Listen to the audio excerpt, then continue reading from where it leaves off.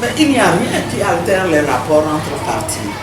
Parce que nous ne sommes pas en train de faire un combat de personnes, mais un combat politique dans l'intérêt de notre pays. Et nous sommes prêts à discuter avec tous les partis, sinon nous n'aurions pas lancé un appel aujourd'hui encore pour que un appel qui nous fait espérer qu'avec les explications que nous donnons aujourd'hui et que nous allons continuer à donner, nous finirons par convaincre nos collègues d'autres partis de se joindre.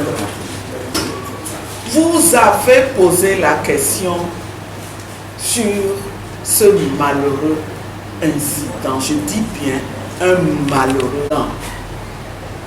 Mais je constate que c'était quelque chose qui était prévu par ceux qui veulent voir l'opposition divisée,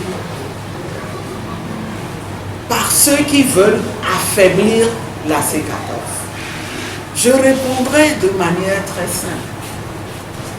D'abord en faisant observer que dans ma culture, dans ma vision,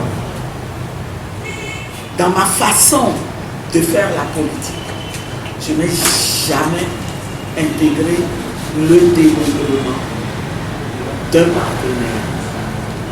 Je n'ai jamais intégré la division, au contraire.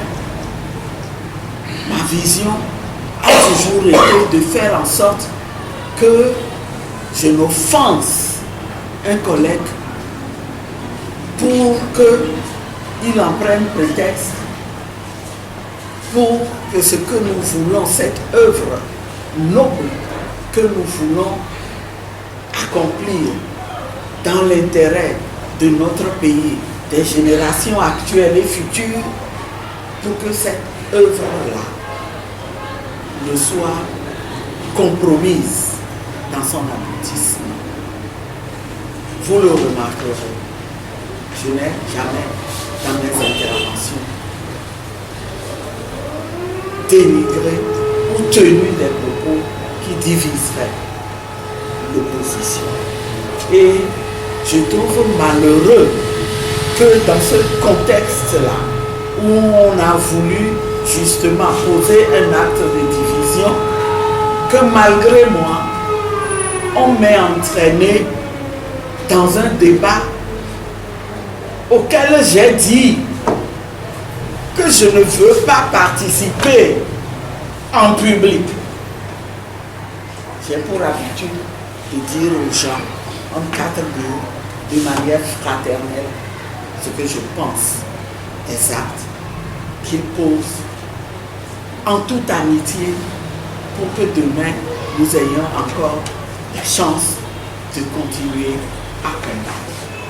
Donc, permettez que je n'aille pas au-delà de ces mots que j'ai dit. Que je rassure tout simplement que je ferai tout pour que cet incident-là n'entrave pas le bon aboutissement de la lutte que nous menons. Vous savez, les forces qui veulent toujours garder la main mise sur notre pays, même au prix des souffrances des Togolais auxquelles elles sont indifférentes, ces forces sont à l'œuvre en ce moment. On reçoit des sollicitations tous les jours. On a eu le culot de venir me dire, 1, il faut casser la C14. 2, mais il faut aller aux élections pour la CDT. Je ne ferai jamais. Parce que je sais ce que je fais. Mon parti sait ce qu'il a payé pour que le Togo soit enfin une démocratie. Et ce n'est pas au moment où nous sommes presque en voie d'arriver. Parce que pour nous, 2020, c'est une opportunité que nous ne devons pas rater. Ce n'est pas en ce moment-ci que nous allons écouter ces chants de sirène. Donc, la C14 qui gêne là,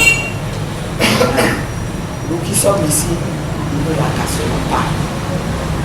C'est la seule force qui porte aujourd'hui la volonté des Togolais de nous voir ensemble pour mener ce combat. Maintenant, si on arrive à sortir les gens un à un, Maître Abrivon l'a dit, ceux qu'on a sortis là, ils prennent la responsabilité des actes qu'ils posent. La C14 demeurera. Ce n'est pas la quantité qui va compter, c'est la qualité qui va compter. Et Dieu aidant, nous trouverons la solution. Nous l'avons dit, le candidat unique, nous l'aurons. Nous l'aurons, il faut que nous l'ayons. D'ici quelques semaines, nous devrions dire quelques jours, parce qu'on sait qu'à partir de maintenant, le temps compte. Le temps compte et nous devons savoir avancer. Avancer vite, sans précipitation.